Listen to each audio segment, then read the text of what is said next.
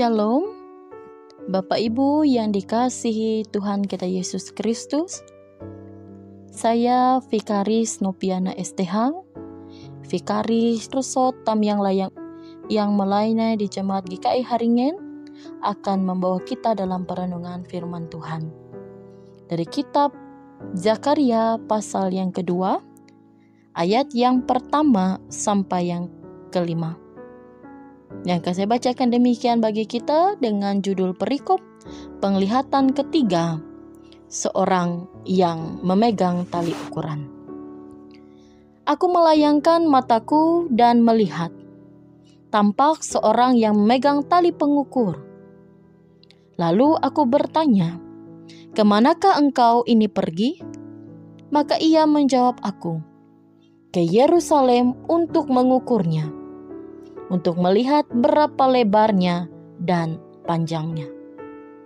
Dan sementara malaikat yang berbicara dengan aku itu maju ke depan, majulah seorang malaikat lain mendekatinya, yang diberi perintah, "Berlarilah, katakanlah pada orang muda yang di sana itu, demikian, Yerusalem akan tetap tinggal seperti padang terbuka oleh karena banyaknya manusia dan hewan di dalamnya. Dan aku sendiri, demikianlah firman Tuhan, akan beri tembok berapi baginya di sekelilingnya, dan aku akan menjadi kemuliaan di dalamnya." Firman-Mu pelita bagi kakiku dan terang bagi jalanku. Amin. Ibu bapak, saudara-saudari yang dikasih dalam Tuhan kita Yesus Kristus, tembok yang mengelilingi sebuah tempat akan melindungi tempat tersebut dari berbagai hal. Baik melindungi dari hal-hal yang mengancam ataupun tidak. Oleh karena itu penting sekali untuk memastikan sebuah tembok itu kokoh dan kuat, bahkan tidak mudah runtuh. Karena percuma jika tembok dibuat kalau ia tidak kokoh, mudah dihancurkan, maka ia tidak akan berfungsi menjadi pelindung tempat tersebut. Nah, umat Tuhan yang dikasihi oleh Tuhan kita Yesus Kristus, dalam penglihatan ketiga ini, Zakaria melihat seorang muda yang bertugas untuk mengukur keliling Yerusalem.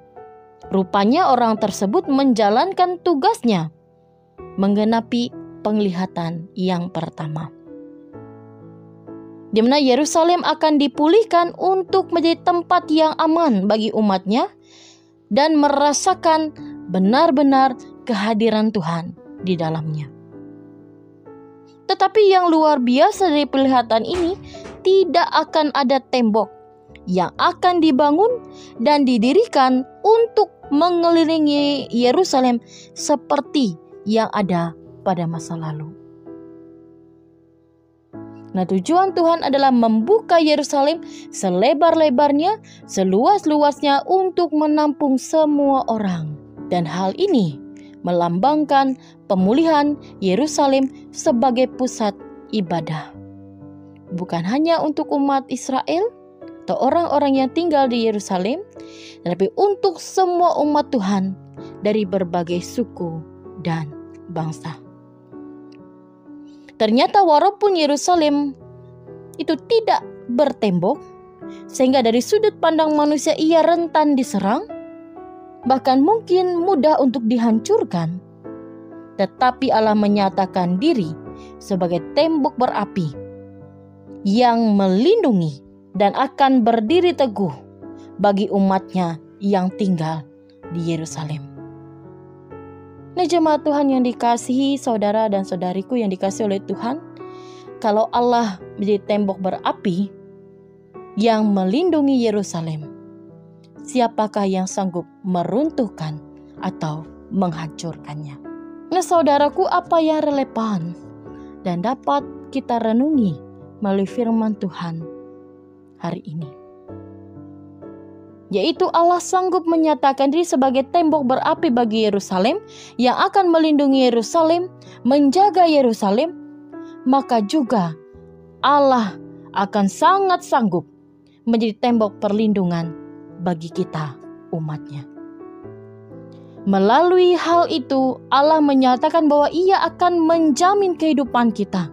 Seperti Ia menjamin keselamatan bangsa yang tinggal di Yerusalem, begitu pula Ia menjamin keamanan, keselamatan kita sebagai umat-Nya. Ia akan menjadi tempat perlindungan yang paling aman bagi kita sebagai umat-Nya. Maka oleh sebab itu, walaupun banyak tantangan, kesulitan hidup yang kita rasakan, tidak akan dapat menghancurkan, melemahkan iman kita, karena Ia menyatakan diri sebagai tembok berapi yang akan melindungi hidup kita.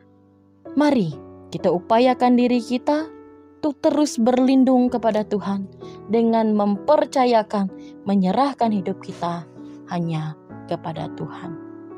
Amin. Untuk firman Tuhan, mari kita berdoa.